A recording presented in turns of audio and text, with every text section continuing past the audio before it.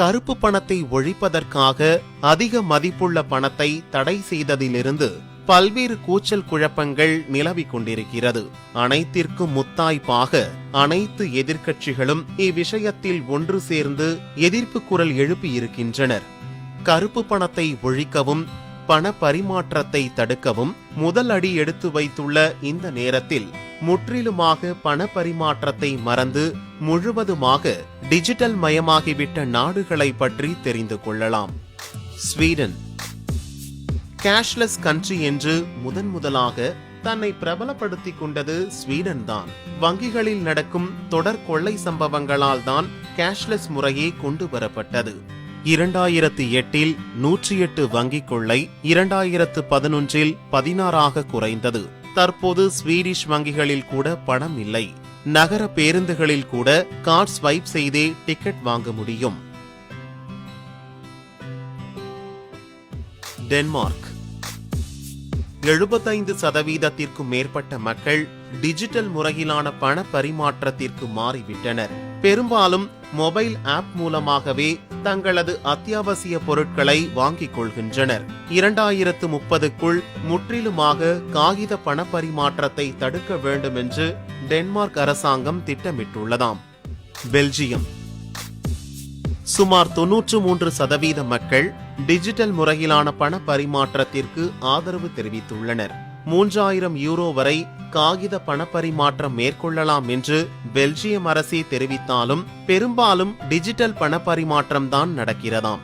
Belgian வங்கி அறிமுகப்படுத்தி உள்ள மொபைல் ஆப்ஸை தான் பெரும்பாலும் பயன்படுத்துகிறார்கள். பிரான்ஸ் பெல்ஜியத்தை தொடர்ந்து பிரான்சில் சுமார் 92% மக்கள் டிஜிட்டல் பண பரிமாற்றத்திற்கு ஆதரவு தெரிவித்திருக்கிறார்கள். 70%த்திற்கும் அதிகமான மக்கள் கார்டுகளையே பயன்படுத்துகின்றனர். 3000 யூரோவுக்கு மேல் காகித பண பரிமாற்றம் மேற்கொண்டால் அரசுக்கு அபராதம் செலுத்த வேண்டும்.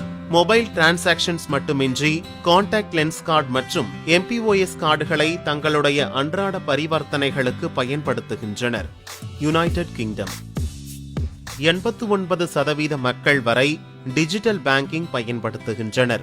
மொபைல் ஆப் மூலமாக சுமார் 26 மில்லியன் பவுண்ட்ஸ் வரை டிரான்சாக்ஷன்ஸ் நடக்கிறது. பெரும்பாலும் ஸ்மார்ட் போன் மூலமாக பண பரிமாற்றத்தையே இங்கு விரும்புகின்றனர். சோமாலியா ஏழை நாடுகளில் ஒன்றான சோமாலியாவிலும் இ பேங்கிங் நல்ல வரவேற்பை பெற்றுள்ளது. மார்க்கெட்களிலும் தெருக்கடைகளிலும் மொபைல் பேமெண்ட்ஸ் ஏற்றுக்கொள்ளப்படுகிறது. பெரும்பாலானோர் ஆன்லைன் டிரான்சாக்ஷன்ஸ் ஏற்றுக்கொண்டுள்ளனர். சோமாலியாவில் இருக்கும் நபர் சராசரியாக ஒரு மாதத்திற்கு 34 ஆன்லைன் டிரான்சாக்ஷன்ஸ் மேற்கொள்கிறாராம். இது உலகின் மற்ற நாடுகளை விட அதிகம் என்பது குறிப்பிடத்தக்கது. கென்யாவில் பயன்படுத்தப்படுகிற எம்பேசா என்ற மொபைல் ஆப்ஸுக்கு 15 மில்லியன் மக்கள் வரை பயன்படுத்துகின்றனர்.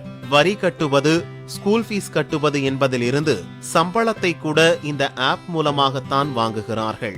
கனடா 90% மக்கள் கேஷ்லெஸ் முறைக்கு மாறிவிட்டனர். சுமார் 70% பேர் வரை பண பரிமாற்றத்திற்கு கார்டுகளையே பயன்படுத்துகின்றனர். கடைசியாக 2013 ஆண்டில் புது ரூபாய் நோட்டு அச்சிடுவதையே அரசு நிறுத்திவிட்டது.